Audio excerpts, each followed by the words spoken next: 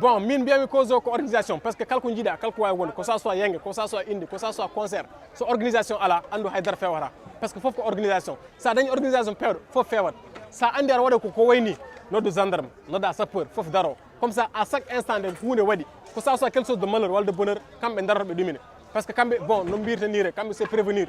woni waɗiɓe ɗo tan ko prévenir donc min bandiraɓe musidɓe tedduɓe heeɗiɓe rendaɓe gurdam bandiraɓe yeɓoɓe ne ayaw titonde tv woni wayrede kono nani waylare koye voyage uji tan gonɗen dande no ɗon koko fuɗɗi sadde seeɗa oɗon jaafo hande noon alay saago garen garten kadi e événement ji men enen fulɓe en jii ñanden ko ɓoyani ko événement Boy Diara bannoɗo toon to maison de la culture Douta Seck ko événement ponnoɗo welde événement kewnoɗo yimɓe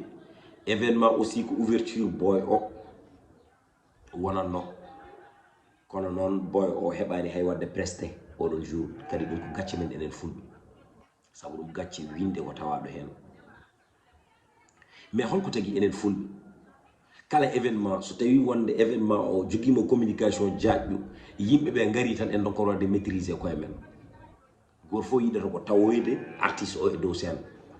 kadi fonnoɓe fewnirɓe ko kañumen bonnata woni holɗum les animateurs wiyoɓe hande ko kañumen jogui juɓɓudi programme uji ɗi ko kañumen hande ponno fewnude ponno wadde sensibiliser yimɓeɓe ponno aussi so tawi jii désordre gartire yimɓeɓe ha oɗon désordre wawa ñifde mais ko kañumen puusata yimɓeɓe wadde désordre holno événement waɗirta pili to ujunere animateur wona dow goto fof wiye wonko maroke konngol kadi aussi waɗoɓe événement ɓe so tawi ɓe galana ɗum expérience yoɓe ƴeew joguiɓe expérience ɓe jaada e mumen yoɓe ƴeew joguiɓe expérience jaada e mumen mi haalat ha leera par ce que principal ko kañum woni président Fouta Events kadi aussi ko Boy jiɗɗo wallude naalankoɓe so tawi ko goonga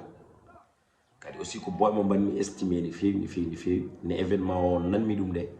par rapport e côté communication en jaggui hen juuɗe men enen ne poɗɗen jaggirde hen ni kala événement baɗɗo so tawi tini ko hono noon jaggirten te surtout aussi Boy Diara eɗen jiiya mum talent so tawi o wallama tan o yahat kono hen sahaji en jiyat foyre huɓɓore ene waɗi lewlewru porten tan ko wadde hen doccete men beele lewlewru ngo ne ɓeydo ena addana reno ngo jencuɗi kono hewɓe hen jiɗata ko ñifde ɗum te ɗum fewani ne noddumomi o ari galle mbima wonde ko principal ɓe gam nam mbimi wonde événement mo mbatton ɗo wona événement tokos te o dañi ampleur omo foti jogade sécurité waɗe bien organisé sinon rek événement o waɗa débordé donc avant événement o ne waɗa so tawi ko kalmi koko fenade yo wiyon ko fenade o wi kam omo jogui staff haw yaho yewtide e staff mbiyam min mboɗo pari pour wawde gollodirde mon e nder oɗon fannu par ce que mo waɗi insisté côté sécurité no fewi par ce que mboɗo andi événement ji kewɗi ndewi ɗo bonni ɗumen ko par rapport manquement de sécurité ne tawno eɗen gandi événement vise toon to Cissés ko hono noon ne tawno sa ƴeewi dow sento ko woni hen ko sa ala mbiya ɓuuri hewde e public o holno artiste yiɗirde wadde occupé scène fodde million neɗɗo daro e dow scène artiste o e hoore mum waɗat étouffé fonno rokkirde e dow scène ko wawa ɗum ɗo rokkirde ɓen daro e jeese bafloji e sa fami ɓen gona e nadde mbiyana juura ɓen gona e nadde artiste waɗa pressé jomumen mbiyana pota ɗum en poti ummade e nder oɗon dimension ne kalan momi kaɗon haala nde o yehiri e staff makko bon o artema o wi kam wonde staff am wi so tawi a are programme o a joktoto programme o quoi mais mi ronki famde événement ji ɗi mbatten créé ɗi ko buzz jiilotoɗen hen walla ko yidde yiyede walla yidde tinede jiilotoɗen hen walla jiilotoɗen hen ko réussite a yiyat mbaɗowo événement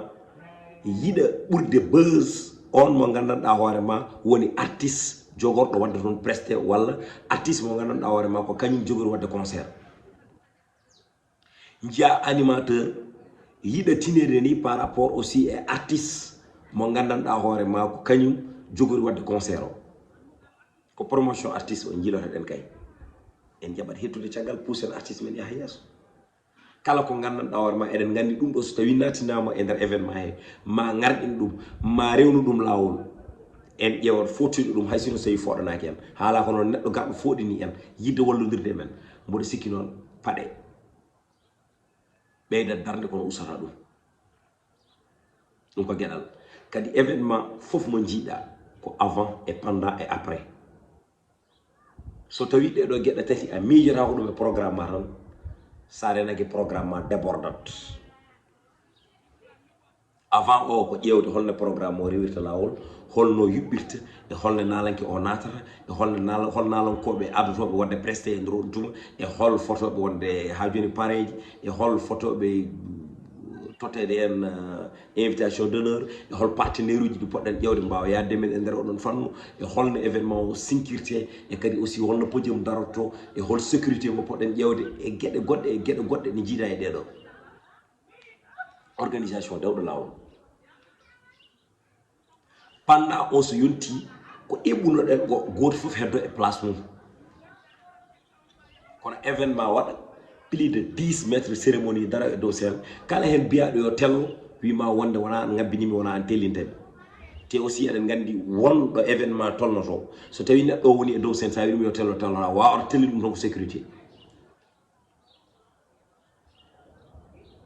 ɗum ko gueɗal kadi sécurité wona tan par rapport e sen wona par rapport e hajude e nalanke o sécurité ne foti wonde e damal ha timma sécurité ne foti wadde veille e nder ngal ɗon damal sécurité aussi ene foti wonde e nder chaîne he dow chaîne o sécurité ne foti wonde ɗon damal ɗo gandanɗa hoorema ɗon ɗo ngabbirte dow chaîne o so tawi ko dame ɗiɗi walla dame sécurité jonɗo ne foti darade ɗon wona neɗɗo fof ngabbata hen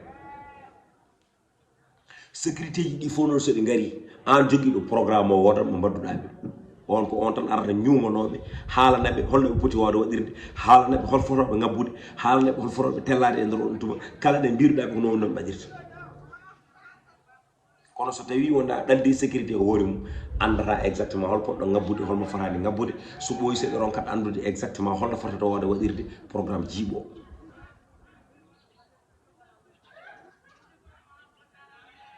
kadi e nder fuulo e hoore mum sécurité ji ne poti wawde wonde hen devant scène o aussi ne foti wadde sécurité pour nalanke hakkude nalanke o e ɓen ɓe gandanɗa hoorema ko kañumen goni fansiji ɗi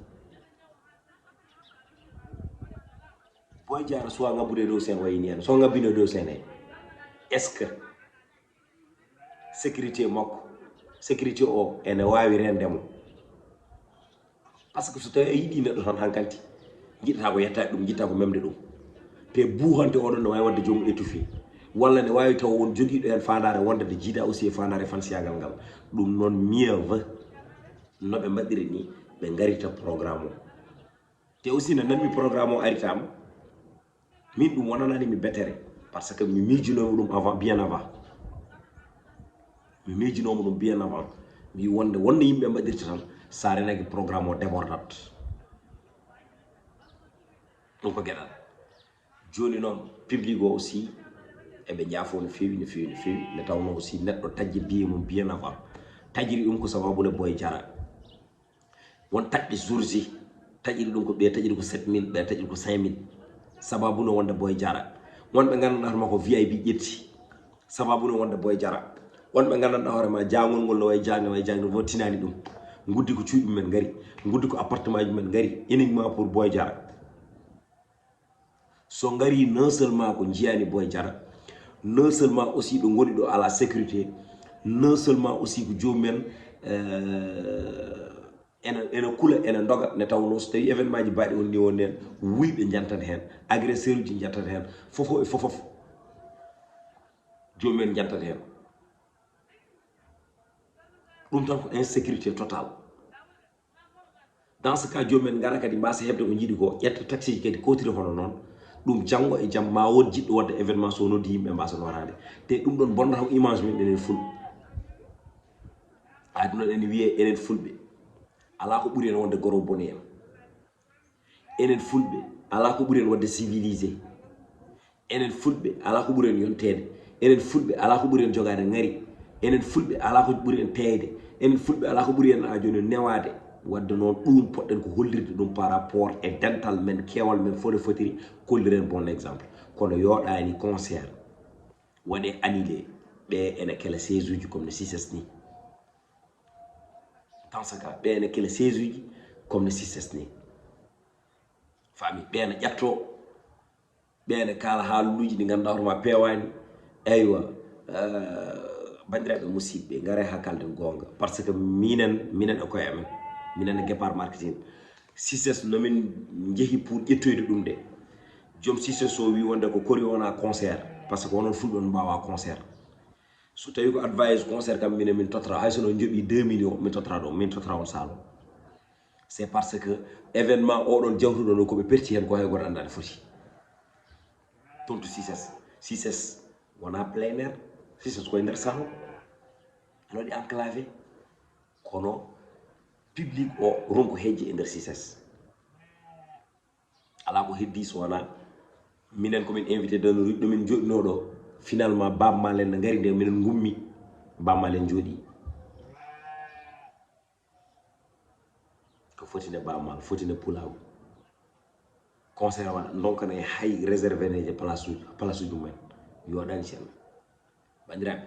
gartiren hakkillaji e nder koye men seɗen jiiɗi ɓamtude leñol ngol en ɓurani hay leñol gotol te aussi joomumen nana mbaɗa programme uji jamma e ñalawma des milliers de personnes ne gara programme waɗe ha gasa tawa yiyani hen désordre enenne ko hono noon te yidde wadde programme e wawde wadde programme wona gotum so tawi neɗɗo o yiɗi wadde programme yo eto andude holno programme lenorto tout ce qui est sécurité o jogo ɗum ha timma ampleur programme no pour ne fotiri ni joomum jaɓa wadde en copareji mum ha timma kono aussi so tawi a reerɗi e yidde tan hebde tamande hoore ma sa renaki aɗa wawi bonnande hoore ma janggo e jaam réussir concert réussir tan wiya concert o waɗi réussir ɓuri wasde réussir de keɓa hen million ngaji yimɓe ɓe noddataɓe ko joom hakkillaji en janggo e jaam sa waɗi événement a noddi ɗumen joom hay goto yiyata par ce que mbiyata wonde ko ɓeɗo mbawa programme onon waɗoɓe programme uji ɗi soɗon mbaɗa programme uji ƴeewe joguiɓe hen expérience jaadon mumen e nder oɗon fannu kolla on kalana on yimɓeɓe gacca mawnikinare moƴƴani wonko teppanta en ko heewi e nder leñol ngol ko mawnikinare tan addata ɗum joomen o gufno balaɓe wiya ko kañum andi ko kañum wawi programme koko ɓennata ko jogui ampleur ko foof ko dañƴa hen buse foof koko ɓennata nde tawno programme o so yawti ko goɗɗum yimɓe paayi ɗum noon mbatten hakkillaji e nder koye men ganden wonde leƴƴi goɗɗi ɗi nana daara en ene putti men guite ɗe jala en te calloɗen ɗum enen programme men so yimɓe hewɓe gari tan e nder ɗum eɗen limtane des milliers de personnes hankkandi programme débordi ɗum noon ko yidde wiide noon bandiraɓe inchallah le 25 mars so allahu lamɗo jaaɓi oɗon gandi mars ko hen woni anniversaire am kono ngol ɗo ko sargal DJ Dou woni retourde teddugal DJ Dou haydara mi wona hen noon haydara mi yettaki ɗum woni tigui rigui ko départ marketing yiɗi wadde toon to 6S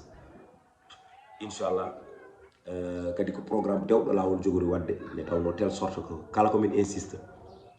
mami insiste e sécurité o nde tawno fulɓe ne kewi de gongi riiɗi wonta gonto ha lakara ɗum noon côté sécurité o inchallah mamin insiste hen nde tawno sécurité ɗo sa yiiɗi ɗum ene waɗi ɗo poɗɗa yettade o ɗo poɗɗa rewde kono wona ɓeɗo min gandodiri min jokkodiri tan mi ƴeew ɗumen comme sécurité taw ngala professionnalisme oɗon ɗum yata hay nokku ɗum noon inchallah so nden yonti mawon jii hen nalankoɓe hewɓe taw ko nalankoɓe ɓe jiɗɗon korsinɗon kadi mbattorɗon nde tawno kala ko welata leñol ngol ko ɗum woni koɓen doganta jamma e ñalawma subaka e kikiɗe noon bandiraɓe musidɓe ko arno ɗo tan yidde kadi aussi jertinde e findinde e tindinde e herjinde ha gongol konngol on to gongol e lawol gongol eɗen ñaago mbajjiri e bawɗum no wasano ɗum gongol tigui nde tawno haalde a jofta koye jaɓane ɗe jeeya so hen ko tara hen oɗon jarno ɗon jaafo numéro aussi kene waɗi sens donc pourquoi pas ƴewna oɗo sécurité baɗɗo fayida o fait a ƴeewi baɗo ni Douta Seck enen fof eɗen gandi Douta Seck hebbinde ɗum bon bien vrai ça ko enen public monon heewi te enen ken jinggoɓe alhamdoulillahi rabbil alamin machallah mais so tawi addi yimɓe waabi ni mais ƴeewa hayso sécurité hono zéro sécurité en plus kadi ko ɓuuri bonde hen yimɓe ne keɓa ɗo maturité kam zéro so tawi kam Allah kaldiren kam maturité zéro parce que là ɗum ɗo vraiment kam ala sens quoi en fait tu vois donc du coup